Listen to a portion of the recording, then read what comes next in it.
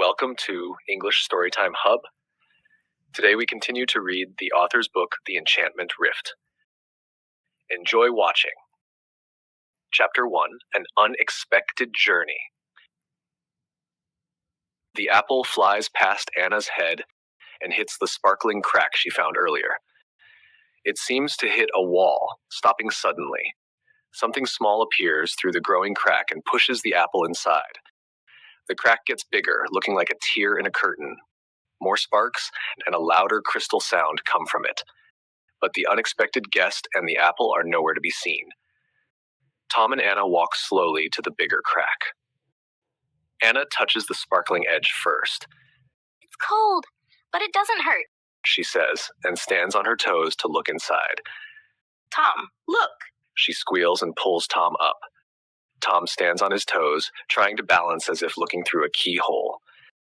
But the air is just air, and he flails his arms, shouting, Mommy, as he slowly falls inside. Anna tries to hold him, but the crack gets bigger with a crystal sound under their weight, and they both fall through. The fall was soft, especially for Anna, who lands on Tom. They quickly stand up and see a strange creature. It looks like a small human with a short but thick beard and bushy mustache. He is eating a bun, but now bits of it fall from his open mouth, which gets wider in shock. His eyes grow so big they seem unreal. oh my, Squeaks something hiding behind the little man. The children can't stop looking at the small man. They look at each other for about a minute. Who are you? Croaks the little man, slowly coming to his senses. How did you get here? He asks, louder.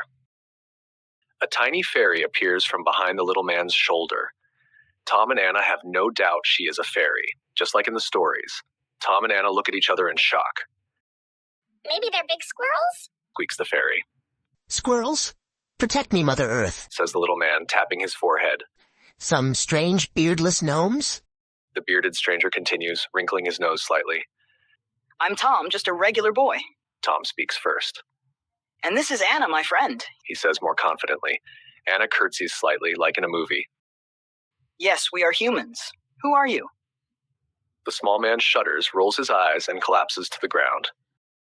Only the fairy and the apple remain in the air. The apple was hiding behind the little man. Seeing the children's glance shift to the apple, the fairy lets it go with a squeak. The apple falls on the little man's head. The bearded man grumbles and moves slightly. I am Leela, The fairy says shyly. a meadow fairy. Her transparent wings, like those of a dragonfly, flutter rapidly. Her clothes are made of leaves tied with grass stems and adorned with tiny flowers.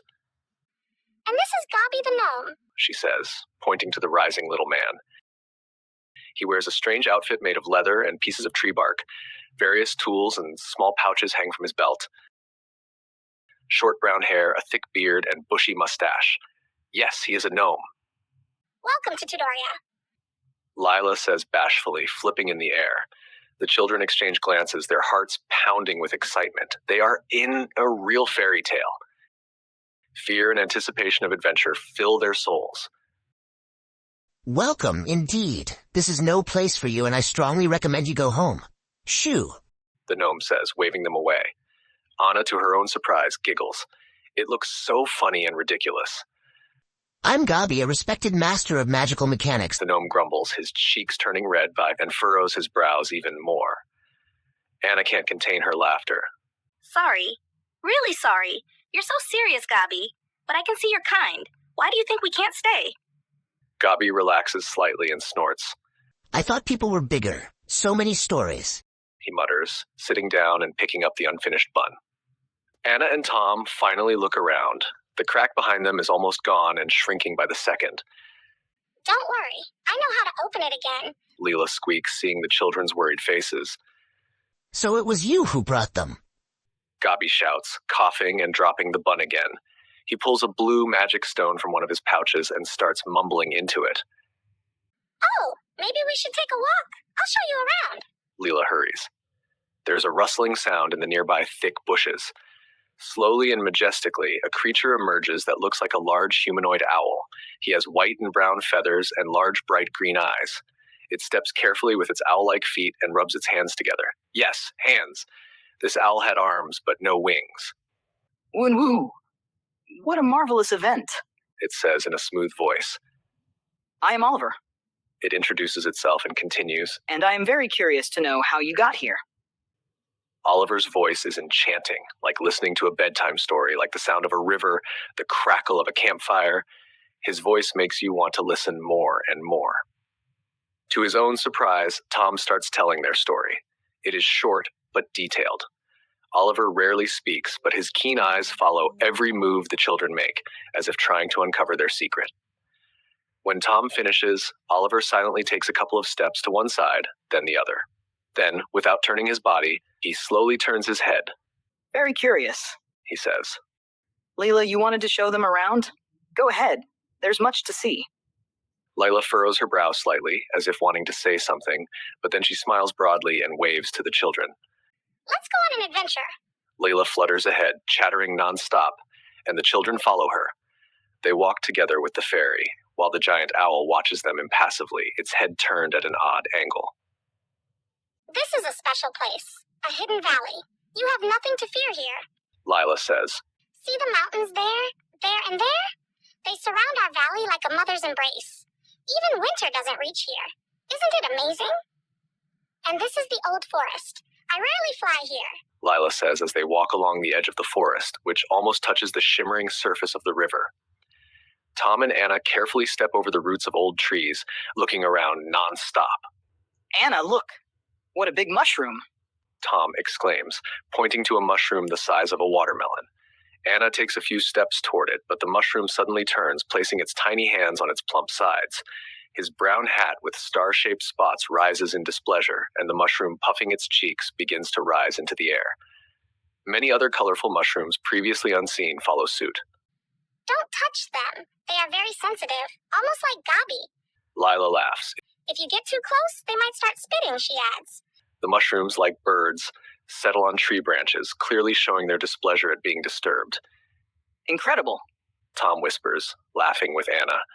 No one will believe this. These are living mushrooms, Anna exclaims, laughing. They're so funny, and how they puffed up their cheeks, just like my cousin's hamsters. But Lila quickly adds, Not everything here is safe. Look over there at the river. At that moment, a huge round fish leaps out of the water, widely opening its mouth, and swallows a low-flying bird. The children gasp in shock and horror. How scary, Tom exclaims. Yes, better stay away from the shore. Anna agrees. That's a pouchfish. You should beware of it. Lila continues. If you dawdle on the shore, it might snatch you. It won't swallow you whole, but it won't be pleasant either. We fairies have suffered a lot from it. Lila says thoughtfully, looking at the river. Such a creature swallowed my grandmother like a dragonfly. But now we have this. She pulls a small soft ball, the size of a pea, from her belt. If it swallows you, quickly put this on, and you'll be in a protective bubble. It's not pleasant spending a day inside a fish, but at least you'll come out alive. Lila explains. Oliver made this for us. He's very kind. You'll like him. They continue their journey, and after about 20 minutes, they see a beautiful waterfall. It looks strange, and the children only realize, with Lila's help, that it flows in reverse.